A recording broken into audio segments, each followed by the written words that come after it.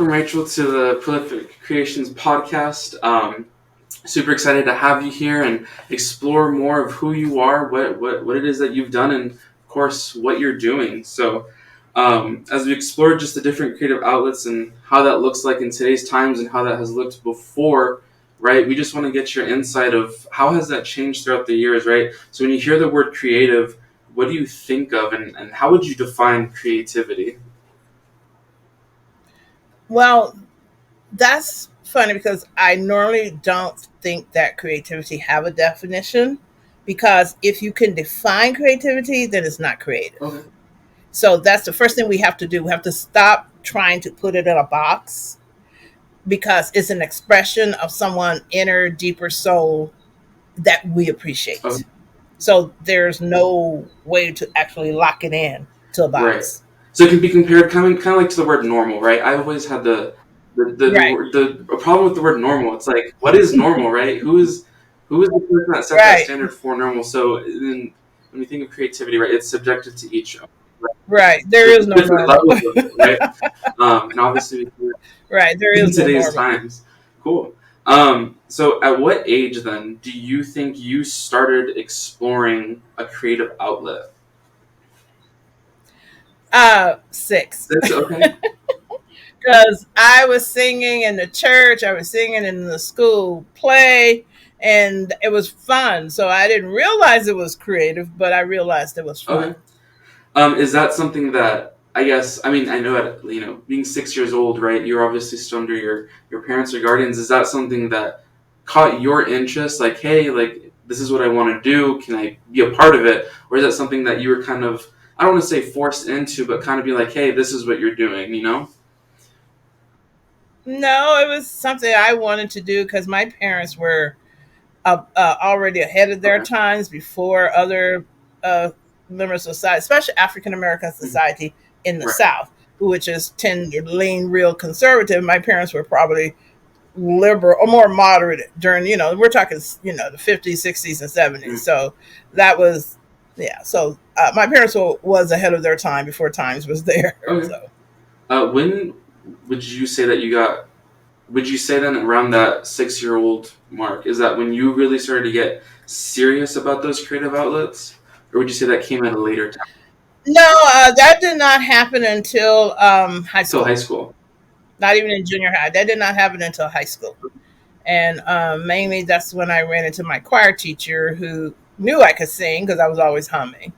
And then I started performing at my high school, and that's when I got realized that, ooh, maybe I could do this for real. I've listened to music and had my favorite artists and everything. I mean, I grew up in Memphis, so how could I Right. not? So, but it was high High school. school? Okay. So why choir, right? You said it was part of a church. Why not? I don't know. That's In the band. choir.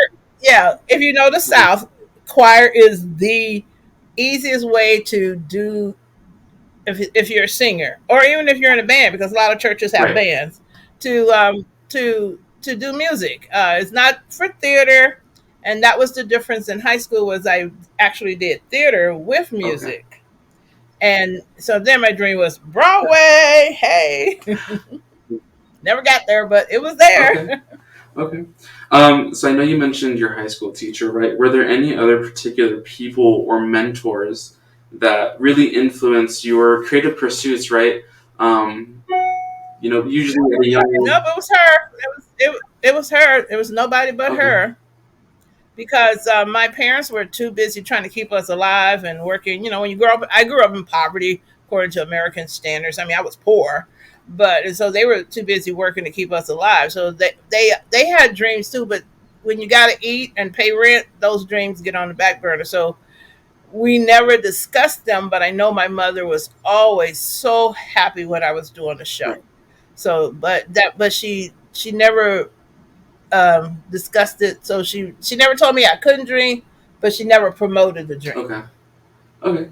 Um, has that influence, right, changed throughout the years, right? Has that motivation or that discipline changed throughout the years from high school when you first really started to get serious about that creative outlet? Well, what I learned to do is to funnel that energy into other things. And so I funneled that energy when I was in the military. I sang when I was in the military on the base and talent competition and over in Europe when I was stationed over there. I did more like local things rather than trying to expand myself to Broadway or anything major until I got to Arizona. And then that's when I was able to tap into it just a lot more than I ever did back in the South. Okay. Awesome. So before we continue forward, can you kind of give us a little history, right, of who is Rachel Sharp, right? Who are you as a person, and how can you see that? How can you see that right in those creative outlets? I am a African American young lady, old lady now, but young in those days. I grew up poor, but grew up rich in community because that's all we had. So, but then was put in the middle of the civil rights movement because Dr. King was there. Dr. King passed, got shot in Memphis. My uncle was a garbage man during the strike, so I was in that. And but I grew up down the street from BB King, Al Green, all these people, that were Memphis musicians, and never thought about when you would go and listen to them at churches or go and listen to them, on the corner or whatever, or when you were 18, old enough to go to the club, illegally, you could go and listen to them. So you just never thought about it because it was always around you, and so like I broke tradition because my first love of music, which was classical and opera, and that was like, what? What are you? What? What? White people don't sing opera. They don't. I said, well, yes, there is. There's this woman called Lynn Team Price. She does, and then seeing her on TV was what got me to thinking that I could go outside of that.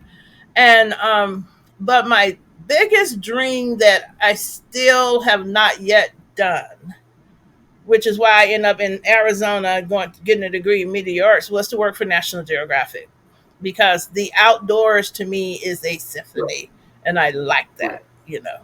So that's my big hole. So I had to take care of my parents because of illness and things. So I put a lot of dreams Mm. deferred, but I never gave up on them, and I gave my energy when I started teaching musical theater at M5 Middle School to my students, and told them don't let anybody stop you. But I had to figure out how to train them not to be stopped. So I trained them in not only music but business, because if you know both of them combined, then you can get that dream and not go broke or put it on the side because you don't have the money or life circumstance, gets in the Right. way. Right. Okay. Um. So through that movement, that civil rights movement that you mentioned, right, and even in today's times during COVID, right, a few years ago that happened, and even everything that's happening in the world now, right? How have you kept that motivation throughout all these years? Well, the one thing you have to do is, and a lot of people say, okay, you can talk to yourself as long as you don't answer, but you do have to answer. Mm. And I talked to myself because I said, now, what are you doing? What is your plan? How are you going to do this? What are you trying to achieve? And you have to answer, because if you don't answer, you're just talking. Right. And a lot of time we don't ask ourselves where we're going and how we're going to get there. We tell it to our kids, we tell it to everybody else, but you have to ask yourself that Right. too.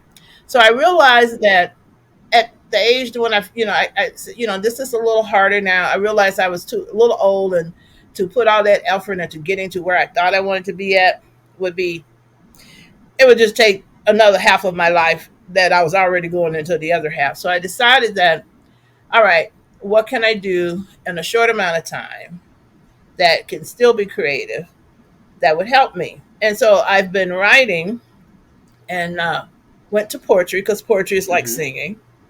And I have a couple poems in academic publication. I haven't really tried to, go out there and publish. I do storytelling, and I'm really good at that because I did opera, I did theater, musical theater.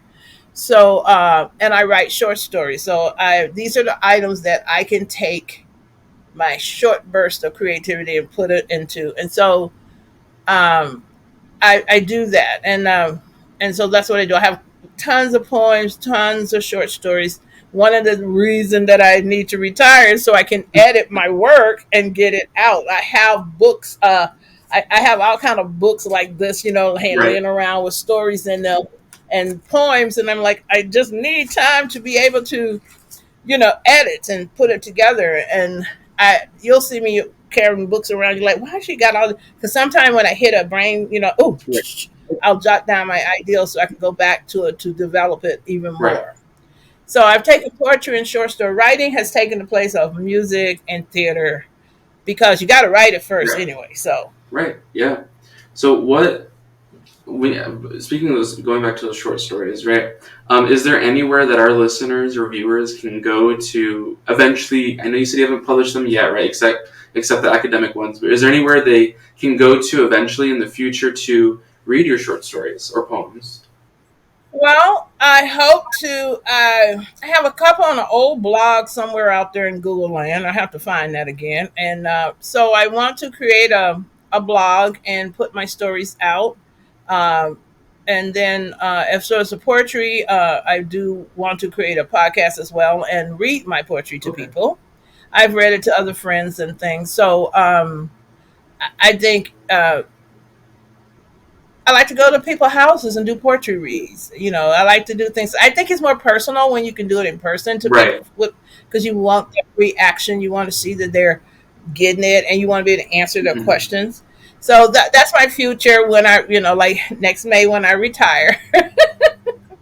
So I'm working on it this week. That's what I'm doing. I'm getting it together. As you can see, I'm getting the things set up so I can do things Right. like this. So thank you for making sort of me all of a sudden go, whoa, I gotta get this quicker. Right. So this is appreciative because I do want to, I do I've done a lot before, but I did it with a young lady who is now in Europe, and I did an interview with her, and I was in her book that she wrote. She's a female veteran, and some issue when we were helping young ladies who were in domestic violence, and she put me in her art, which is very Ooh, that's interesting. So, awesome.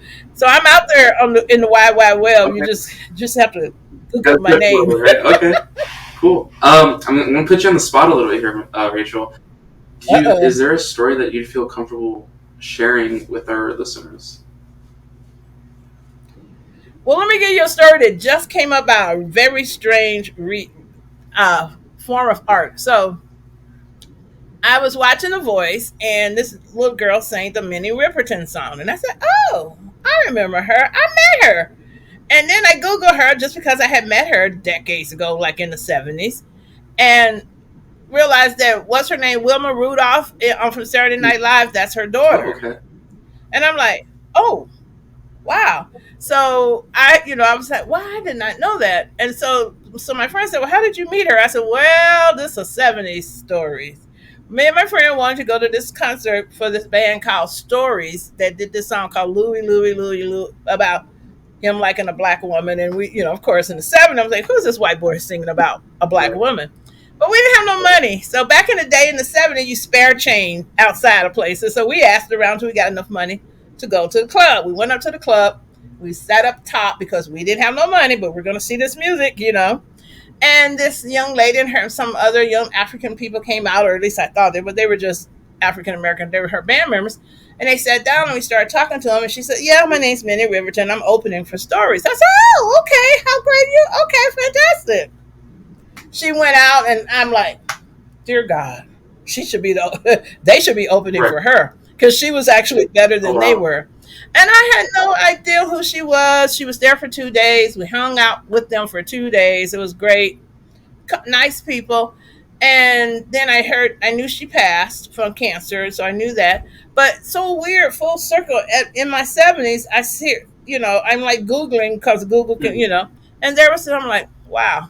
So I am going to email her because I think she was only 6 at that time. So to have a story of your Right. mom, somebody who you will never Right. meet, I think it's always nice because her mother was very, very kind. And this is somebody who really became more famous after death than for that one song than she ever was during her time. And see, this is where she just did her art. She was, and I, the reason I liked her because she did opera with pop Okay.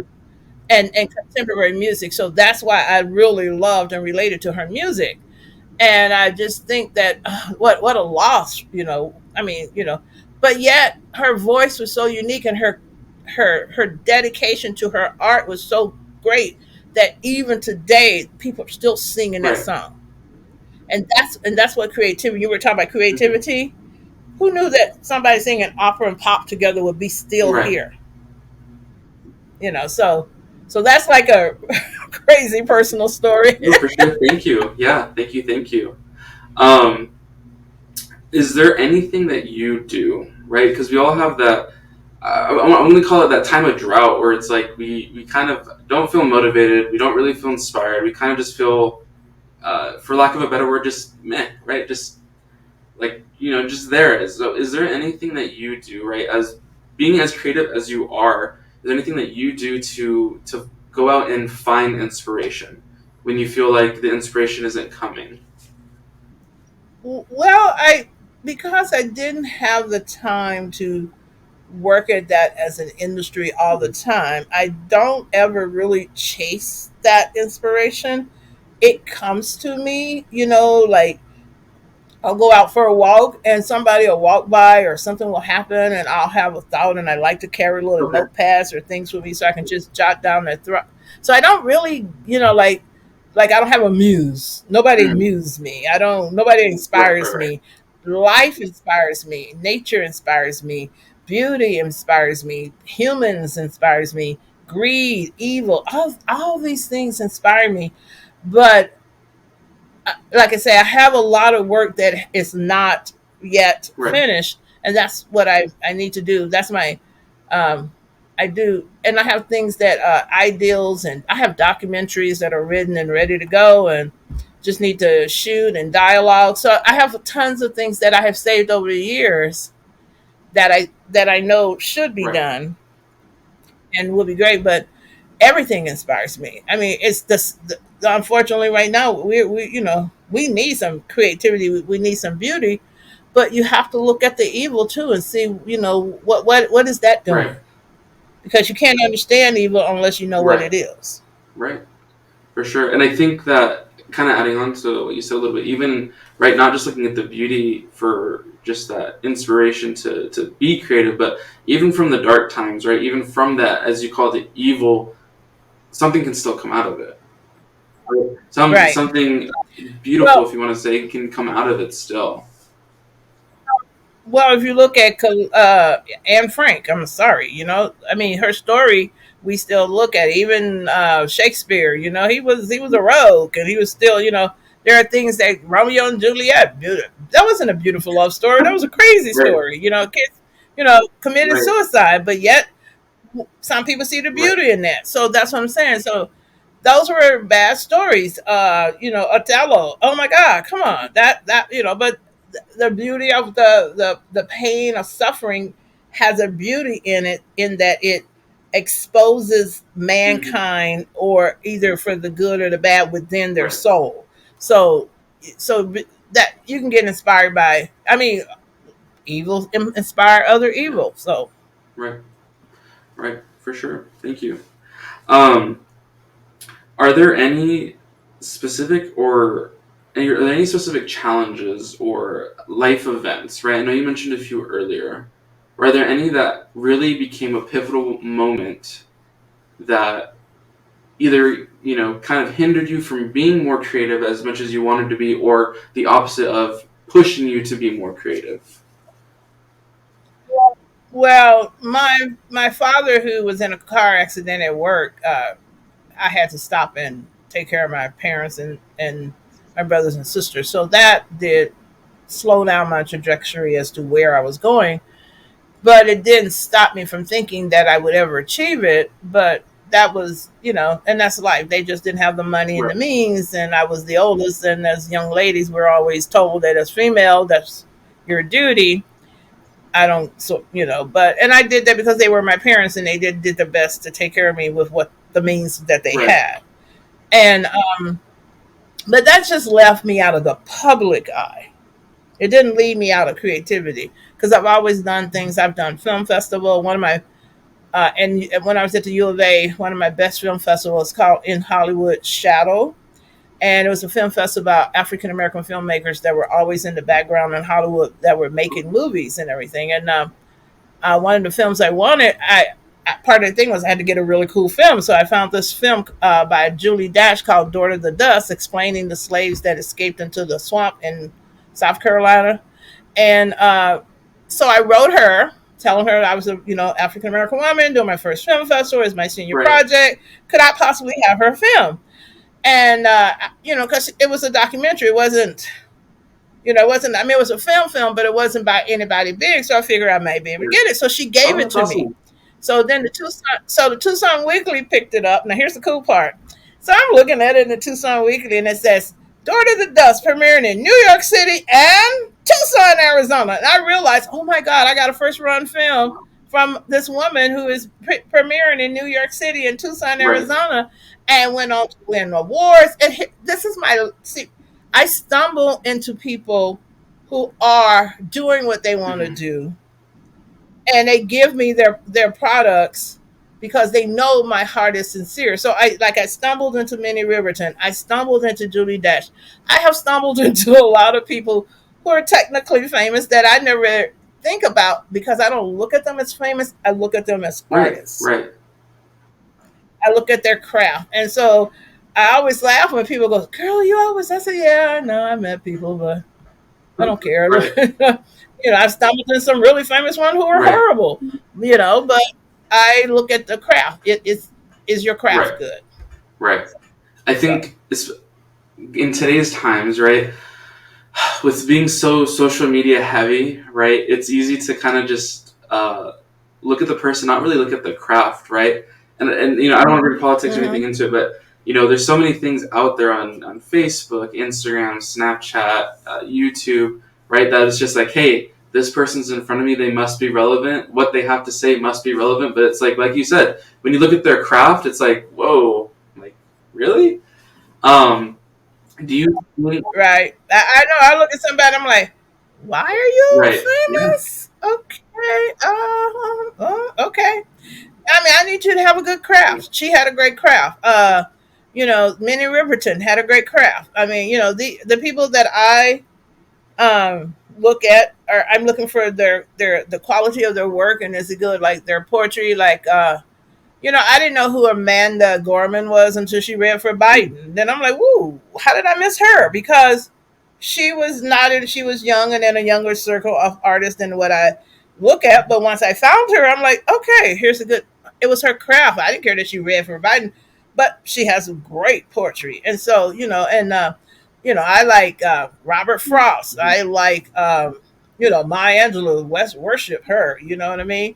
But there are artists that I read and look at because of their craft, not because.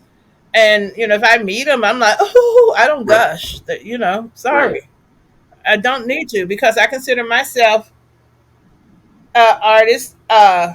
Yes, my time has been deferred, but because of life, but that doesn't make me less of an artist because I have not made it into the public sphere. That's what we have to stop and stop talking about because we need artists that are not in the public sphere, and that's what programs like this and other things do. They allow those people who are not in the public sphere to be in the public sphere and not necessarily have to do all this right, slog just to get people to know that, hey, I'm creative, here's right, my art, this is what's right. creative. Do you think, from your experience, right, from the things that you have witnessed, that I would say that quality of craft has Deteriorated. deteriorated? Yeah, or do you think maybe, I don't know, maybe the opposite, that it's gotten better? I think that the things that producers, and I'm gonna say it like this, promote are the things that are gonna make them the most Mm, money because it's the right, trend. But the art that is the most sustainable, that's gonna last more than two mm, minutes, is the stuff that we don't see. Those are the little art shows you go to that nobody, maybe 200 people know about. Those are the musicians that are in the back room, uh, doing. little shows before they get famous. Like that's why I did love Memphis for that, because so many people came through Memphis, just like Mm. Nashville, and you would meet famous people before they were famous. Right. That's what you could go to shows before people became famous. And I always tell people, look for that group that maybe everybody doesn't know, but they're really good, and talk about them. I think that's what your show should do. One of the things you might want to do is find people. Hey, send me somebody local in your area that you think is Yeah. cool, because that's what we need. We need those people to have somebody say, "Hey, here Right. I am." Right. Yeah, we definitely want to be that voice for, again, like you said earlier, those that don't want to have to go through all that. What was the word? Slosh, I think you said, or just all those hoops, right? Slogging, Slob, all clogging it that out. slob of to become quote unquote famous, right? Um, Right, right. Do you want to be famous, or do you want to be an exactly, artist? exactly, right? Yeah. So thank you. Yeah. So I want to shift our focus a little bit more back on you. Oh God. Not a bad thing. Not a bad thing. Has there ever been a time, right? I know you mentioned earlier that uh, there are times where you're just walking, right, in nature, just walking down the street, where you have that inspiration. And I think you said earlier that you kept a notebook, right? Has there been a time, right? Has there been a time where you didn't have a notebook to write down your thoughts, right? Because I'm the same way. I have notebooks like in every room of my house because inspiration hits at any time, and I just wanted to make sure that I can capture it. But has there been a time where you personally didn't have something to record it, and what did you do to make sure that, hey, 5, 10, an hour, the next day, that you were able to go back to that idea of inspiration and expound on it? I do an old reading Okay. trick. Okay, mind, what part of my mind am I going to write this in? I need to be able to recall this. Do you have space for me to recall this, mind? Put this in the back of my mind. I know you'll pop up when I'm least Hmm. thinking about it. That sounds really weird, but that's actually a reading trick. Interesting. And so I do that. And so the mind, you will be like eating something. Oh, yeah. And Yep. then you have that notebook and you write that Good. down. But because you can train, as you can train the mind to remember things, you can train the mind to remember that moment Right. too. Right. I feel like you probably. Just gotta tell it. Yeah. You probably heard this before, like when you're trying to sleep and you just can't sleep and just random thoughts pop in your head, right? It's usually those moments where it's like, oh yeah, right, I did, think of that, or this did happen, or I did say Mhm, that. I think a lot of people would agree that that's probably the most prominent time when that happens, of trying to recall it, or not purposely, but mhm, where it just comes like, oh yeah, I did think of yeah. that. um, is there has what has been the most, I guess, the biggest or the best, greatest time, right, where you were just not even trying, but just that inspiration really struck, and it's just that just for a project, right, that you, I don't know, just weren't able to concentrate, but all of a sudden just boom, it hit you, right? Has there ever been a time like that for you? But see, I've done so many projects over the decades of my life that I've done film festivals. I've worked on movies for other people. I've done Right. plays. I've done, like I say, storytelling is one of my most fun events that I like to Right. do. Um, I haven't done that in a long time, but I used to do it down at the screening room downtown here in Okay. Tucson.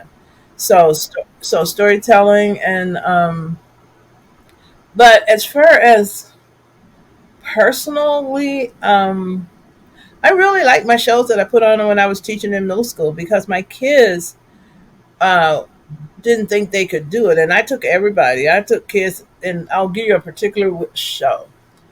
Um, we did a segment of Grease, and I had a young man in a Mhm. wheelchair, and my classes were so big they had to split them Oh into wow. two. So I trained half the class one and the other half. And so I had to mentally visualize this half of the room with that half of the choir, this half of the choir by itself, and then I had to figure out how to put a kid in a wheelchair into this program. Right. And so we did it. So then we had like 2 days before the actual production to rehearse together. And we pulled it off. But the fun part was the kid in the wheelchair, because at the end, everybody Mhm. throws their hands up and everything. I had two big old football players. I said, you don't even need to sing. I just need you for the hef. But they wanted to sing. I just need you for the Right. hef. So what was funny was like we getting there, we're doing our grease movement and everything, and then at the end, grease is the word, and they lift up his wheelchair and he lift up his hand. The audience went Right. berserkers. That's awesome. So that was like a great moment because that took a lot of Right. logistics for for a bunch of kids and a kid on a wheelchair. Because like when you're in the choir teacher in middle school, you got to take Right. everybody. And and I said, okay, I may not have made it to Broadway. I've done off Broadway stuff, but that doesn't matter. But this kid made it to Broadway in my head, Right. That's awesome. because that was, but that because that was a logistic nightmare. Seriously, I asked my principal, "Don't you ever do that again?" Right. Right.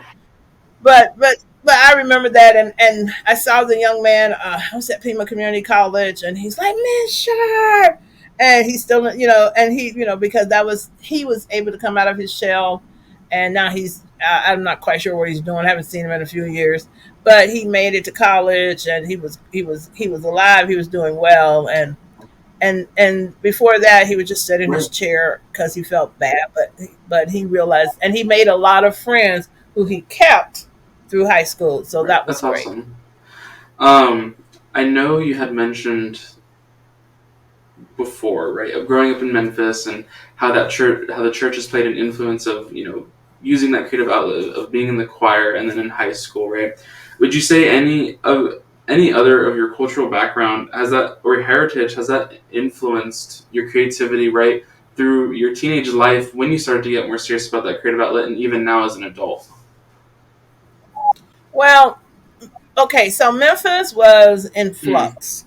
So that's the first thing. So I wasn't really into being a Baptist because they stood in church way too long. Went to church from 9 in the morning to 2 in the afternoon. That drove me crazy. And this is what I mean by my parents being a little bit more ahead of their time. She says, I don't care where you go to church, you go to church.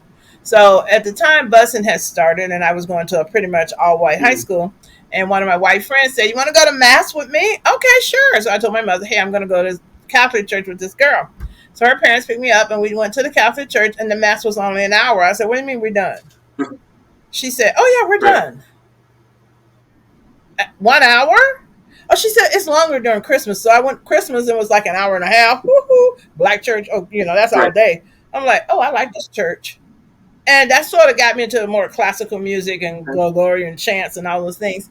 So I changed religion to have less time, but I was able to have more time with myself, which was great. But but at that time, that allows me to go to different churches and learn about different right, music and different styles, and just having that ability to do that because my parents right, allowed me. I was like, oh, okay. There's different things, and the Catholic Church, as crazy as it is, if the old traditional churches had great mm, music, and everything. The Baptist church had the fun music. So I had both right, worlds at one time. But then and then we had bands. We had people with drums and guitars in churches, and then so it wasn't just going sit down and pray. So churches was the entertainment that your parents will let you mm, have until you got out of their house. So it's going to influence you whether you like it or not. I mean, at the time I didn't think it right, did, right, but it does. But it does. So I mean, Memphis is still Memphis. I mean, the Beatles went to Memphis, and I saw the Beatles in Memphis oh, actually. okay, So, awesome, so music is. I mean, Memphis is. Everybody talks about Nashville because that's what it is. But during the '60s and '70s, Memphis was music capital before Nashville was other than country mm, music, and that was it. right, right. Um, Thank you. How do you think technology has or the digital age impact of your creative process? Okay, I like everything but AI. Okay. I do not like AI. I don't. I mean, I will get online if I don't get a human. I said, can you get rid of AI? I really don't want to talk to you. AI, get me a Right. human. So I'm retraining AI to get me a Mm, human. Using technology to do your own music, actually in your voice, I'm okay with that. I mean, because it allows the artist to make their own product, sell their own product, and get the profit. I don't like AI.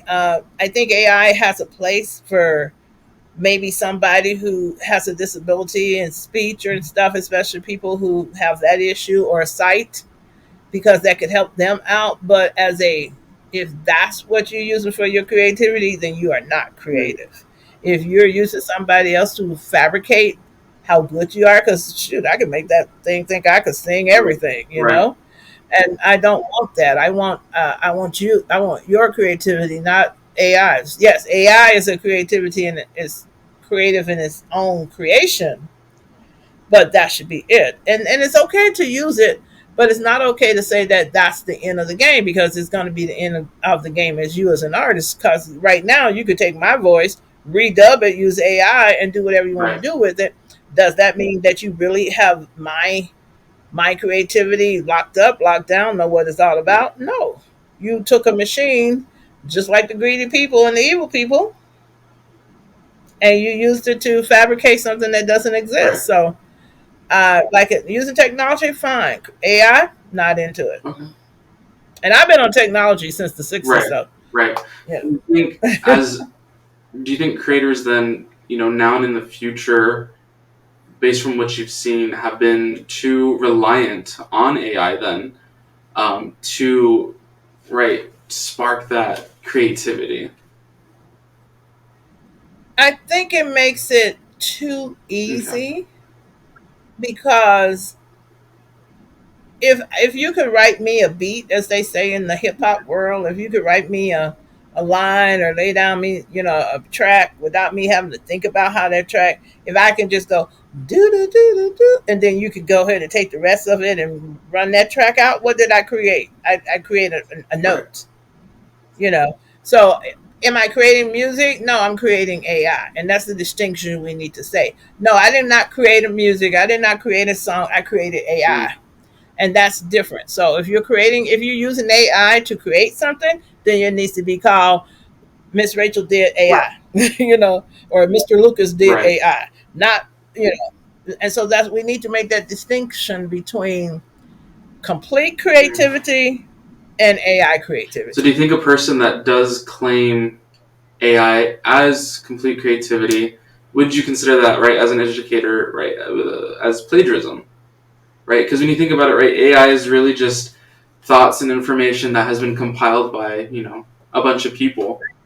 I know. So would it be a form of Well, then plagiarism? then you have to give everybody who thought and were in that AI credit, and you have to pay them because they helped you create that. And I do think of it as plagiarism and stealing Mm-hmm. personally, because I mess with AI sometime. I go online and I'll just talk in some Mm-hmm. gibberish, and just to see what it does. It can't, unless you give it a complete coherent thought, it doesn't know what Right. to do. Right. It's lost. So I will never give AI a complete coherent thought. I always mess with it, and that's my Right. job. For sure. That's my new technique. That's my new technology, is mess with Right. AI. Yep. Um, do you think, right? Because we mentioned earlier that creativity is subjective, right? And even with AI, right?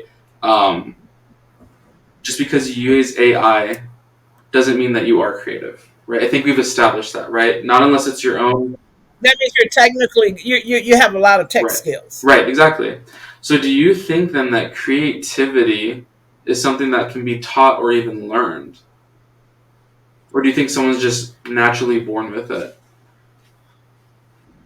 Okay, so there's a three avenues. There are people that are born with it. There are people that they come out the womb singing, they come out the womb dancing, painting, whatever the art form is. They are born with it. There's nothing you can't explain it. Okay, there are people that are Mm-hmm. trained and who can do these things. They have the ability to create, but they have to create within a certain parameter, because that's what they Right. learn. That's what they do.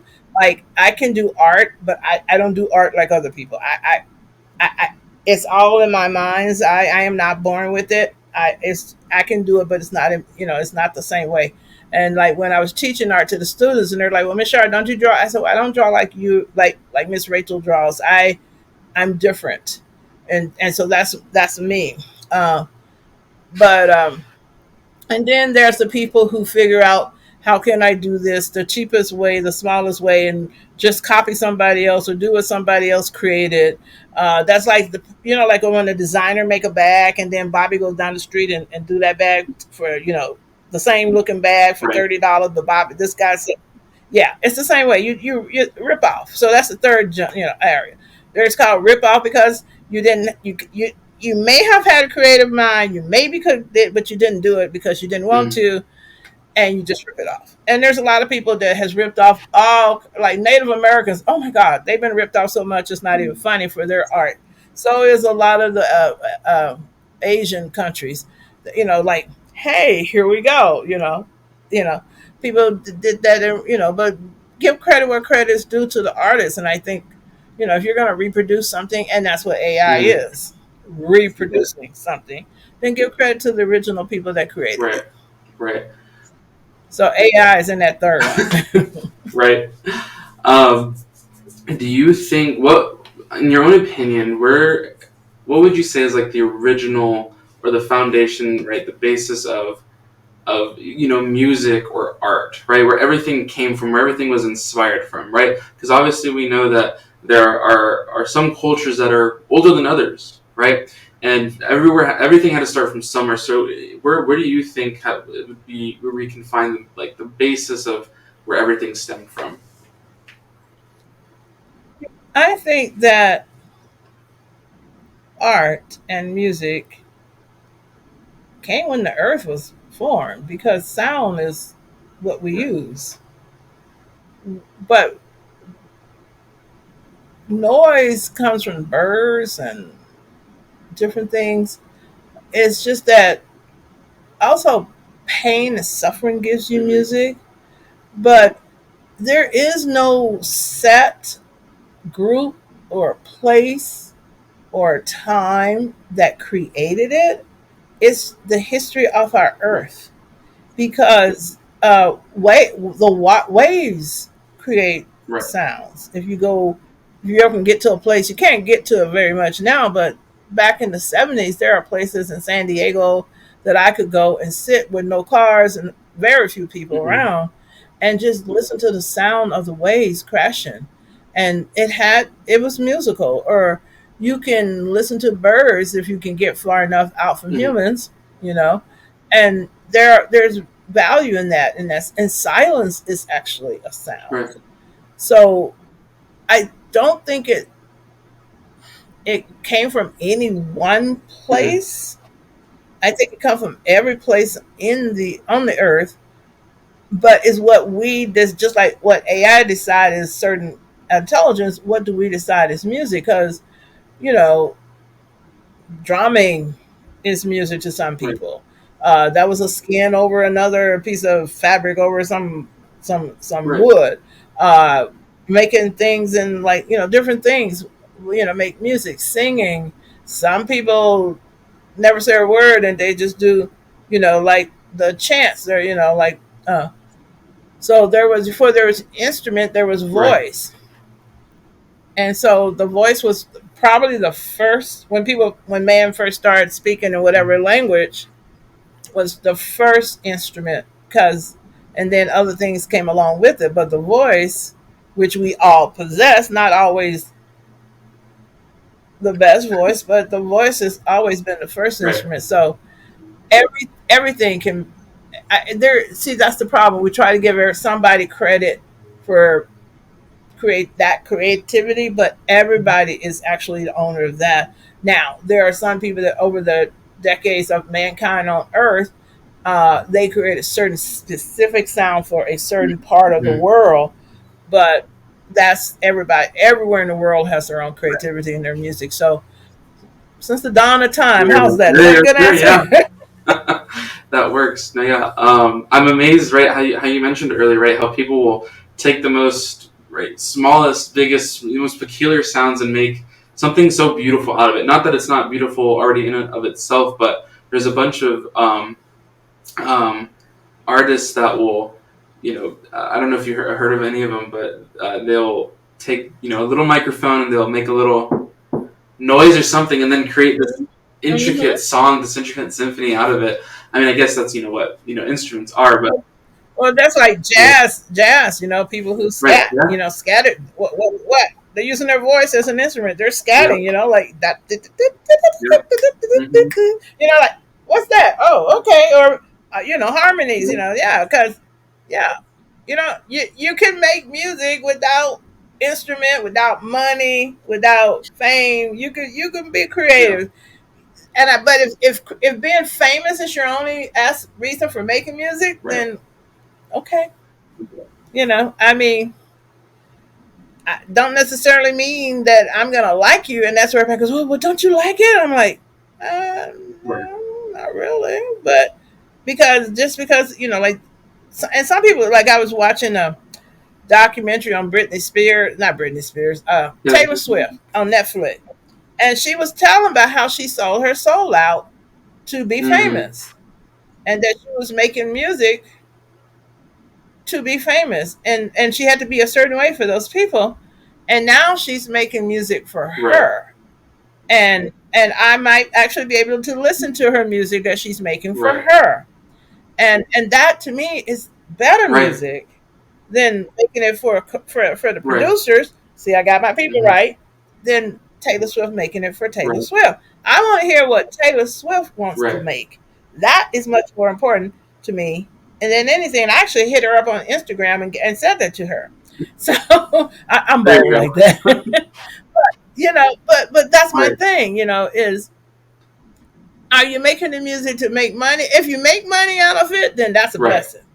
But you need to make it because that's your right, soul, that's your right, heart, that's your that's your caress to right, yourself. Uh, you know.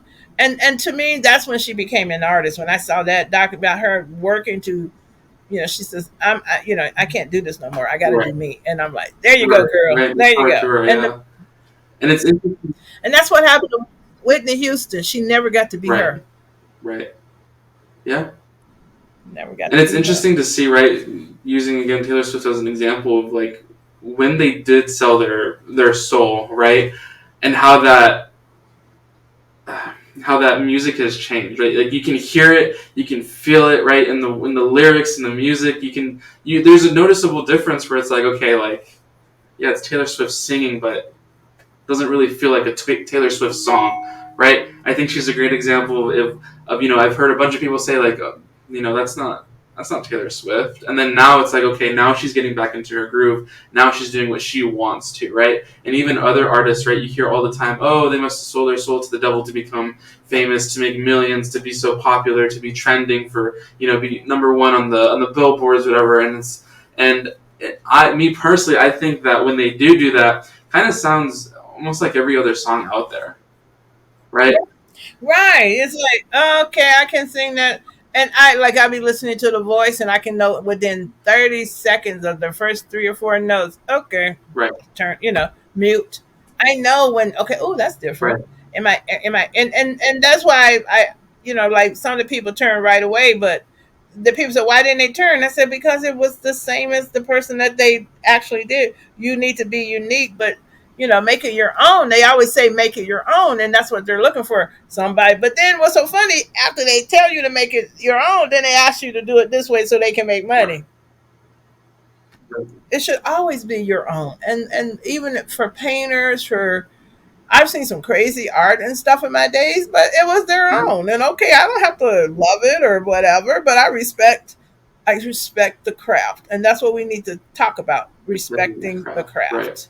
So then, focusing on that, right? What are some ways then that, as an artist yourself, that people can show that respect for your craft?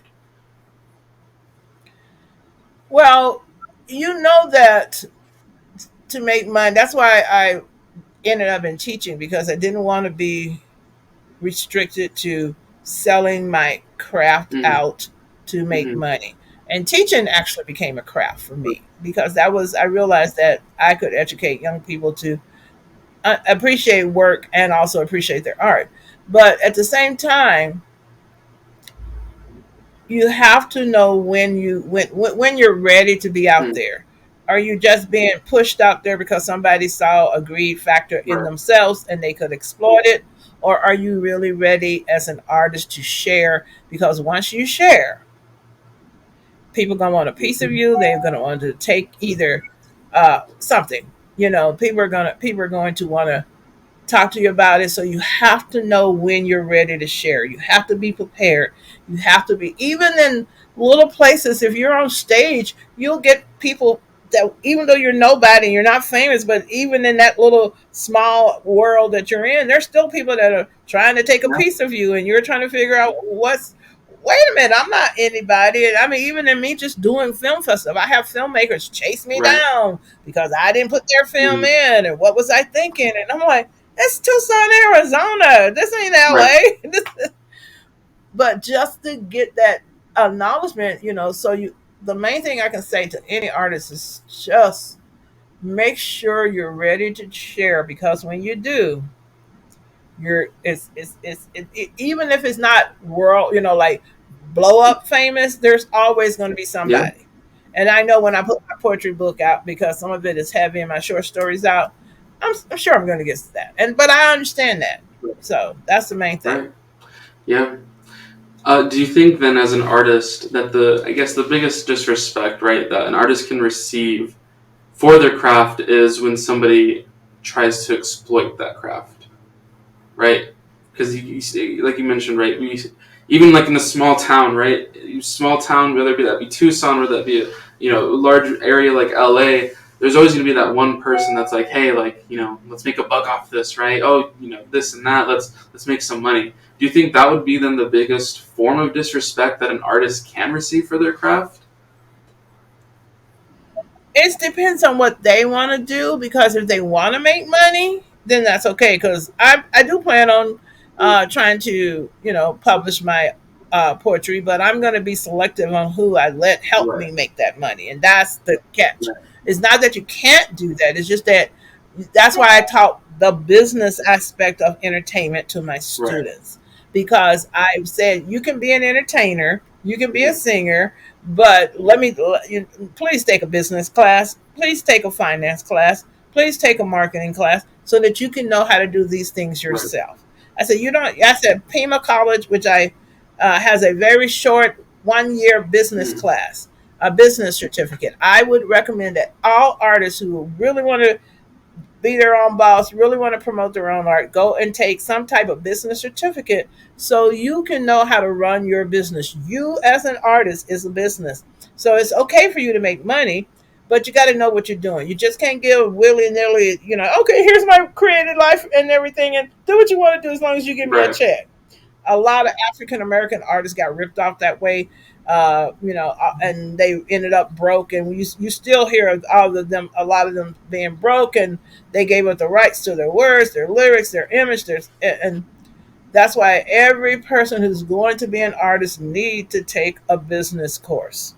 Get them a business certificate. You don't have to go 4 year. Go to junior college. Know what type who you're in business with, and then how the business Right. works, Right. because then you can be your own manager and you don't have to pay nobody because you know how to do it. Right. Yeah, for sure. Um, what is some other advice that you would give to any up and coming artists, any creative person that's really trying to put themselves out there? Maybe not necessarily for monetary gain, but even just to put their craft out there, right? Me personally, I think that anybody that does have a creative outlet should share it with the world, right? Because other people will enjoy it, other people will appreciate it. So, what is some advice that you would give to a young person? Well, one of the first thing is, if you're writing music or writing stories, make sure you get that Mhm. copyrighted, because that's the first Right. step.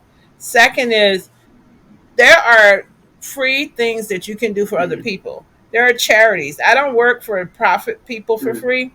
Well, we'll let you do a performance, and so we can, no, no, no, you can pay me. I can go do that for the Humane Society. So if I'm going to do something free, I'm going to do something for a charity or a group that's doing good for our Right. community. I don't do free for profit people. They got to Right. pay me. So that's the first thing you got to do. So if you want to get yourself out there, go do something for free. Go work for go perform for a group that needs that. Go write something, write a commercial, write a spot for a Mm-hmm. nonprofit. I remember doing a spot in college for Casa Maria Soup Kitchen, and so that was what we did, because that was a nonprofit that I like, and I still to this day, take stuff to Casa Mm-hmm. Maria Soup Kitchen because I think it's a great program. So go look for that program that you want to support, and that will still get your creativity out there. If you're a painter, go paint a picture and put it up for auction, for the Humane Right. Society. Whatever, do that. So if you're gonna do something, do it for free. And but if it's for a profit group, make them Right. pay you, because then that makes that distinguish. Like, this is a Mm-hmm. charity, I'm not, Right. and that's what. And so and then you just go to little things. Don't always try to go do the big things. Some people just only want to do the big thing. I've been to shows where I've had 10 people in the audience, but those 10 people came year after year, and then eventually they ended up being, Right. 50. So, so go, do the small show. Don't feel bad if everybody doesn't show up. That's okay. If 3 people show up, those are 3 people that like you, that like your Right. stuff, you know? And then they always say, hey, I went there last year. Let's go again. So don't worry about the size of the crowd. That's what we Mm-hmm. always worry about. Worry about the quality of the Right. crowd Right. and everything. And you're not going to win everything. And if there's a competition, that's how The Voice got started. That's how American Great, all those shows was, because they were little bitty things hanging around somewhere. Go do local stuff. Don't worry about it. Like I plan on entering my poetry into contests. Because I have time to monitor it Right. now. So, like I say, first step, copyright. Second step, do charity groups. Look for competition, and then take and make sure you know what you're doing as far as business Right. wise. Okay. Um, is there any? Are there any themes or messages that in your own work that you've seen have kind of been consistent throughout all these years?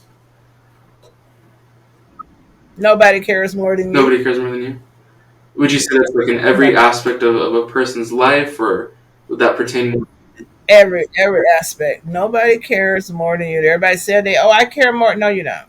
Nobody cares about you, your art, your passion, your drive, your ambition, your soul more than Right. you. Nobody. Your parents can't care more than you. Your lover, your boyfriend, your husband, your community. Nobody cares more than you, because if you look at the people who have been successful, they were the ones who were so passionate that they did it Right. regardless. And even though some of them are semi evil at times, but because nobody cared about that more than Right. them. And that's and so if that's and like even I'm trying to think of some art like 50 Cent. Nobody cared about him more than him. I grew. Elvis Presley was in Memphis. He come from poverty, but nobody cared about his art more Right. than him. And so the thing is, like when he became famous, everybody liked his money, but it, but the thing is, you are the person to make that Right. happen, and it has to be you, because no one will ever care more than you. There's just doesn't happen. Like my mom loved me, but she didn't really care about Mm. you know, I mean, there are other people that love me, but they don't care about what. Oh, poetry. Oh, that's Right. nice. Especially So and don't feel bad about that. See, a lot of us feel bad about that, and you shouldn't. You should always say, okay, okay, I care. And that's what matters. I care, and eventually, like I know I'm going to be doing my art, so I'm not worried Right. about it, because I care about my art and I care about what I Right. do. Right. Yeah. I think as an artist, right, we should always. I think it's easy, right, for us to kind of focus, like, oh, what does this person think? What do they think? But like you said, right, no one's gonna care about something more than you. Like, and even then, if somebody were to criticize it, who cares, right? Um, just keep doing you, right? Keep being you, and obviously Right. that's People will criticize you. for Right. Yeah. breathing. Exactly. Right. Yeah. They would criticize you for breathing. Yeah. Oh yeah. Especially in a time where it's easy to hide behind a device. And yeah, AI. and AI. Yep. How do you see your creative expression evolving in the future? Right. So you've heard about what you've done, what you are working on. How do you see that evolving in the future? I know you mentioned earlier that you plan on retiring in May from what you're currently doing. So do you think it'll evolve greater at that time, or do you see it continuing to be consistent? Right. Well, because I am going to focus on it. That so now, uh, I don't. I am going to focus on that. I am going to get my writing out. I'm probably going to be doing some documentaries, audio documentaries, if not, visual Hmm. documentaries. I am going to be doing some volunteer work for different groups. Hopefully, the United Nations, because I want to do some work with them. I'm also still sticking to education, but I am going to be creating programs to educate teachers, not Okay. students. I think in this day and age, that's what we need to do because our teachers are coming from different backgrounds and things, and so take the technology that they have given and use it with them as opposed to tell them they can't. And working with other collaborating with other people. I'm probably going to end up going to Italy because my friend who's an artist, we're going to collaborate on some things. And I have friends who I've put on the back burner because they are doing so much of their own. And so I've got people lined up to work with and to do different things with. So I'm going to be working to preserve cognitive creativity, but as a community, not as an individual, because at my age, I don't have enough time in life. I don't know how much time I got left on the Hmm. planet, but whatever time I want to be able to get as many people to I learn from them and they learn from me. And so to share different aspect of creativity, from writing to music to plays to clothing design to because theater you do costumes, so that's a possibility. Housing. I like the tiny house movement, and I love that, and I think that's a great way for the planet. So there's so much going on that I just plan on being a world traveler and just trying to make sure that we document and maintain as much creativity and know, from everywhere, because right now the world is so busy trying to destroy Right. itself that, that, in the ashes, we're going to end up in ashes as a planet. So sometimes beauty can help that heal that. So I'm going to try my best to see what we can do.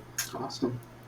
Well, thank you so much for joining us on this podcast, Rachel.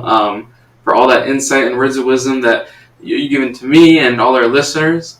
Um, I hope to read your works here soon. The things that you have been putting together, and when they do get published, I'll definitely be one of the first ones to read your works and support you in any way that I can.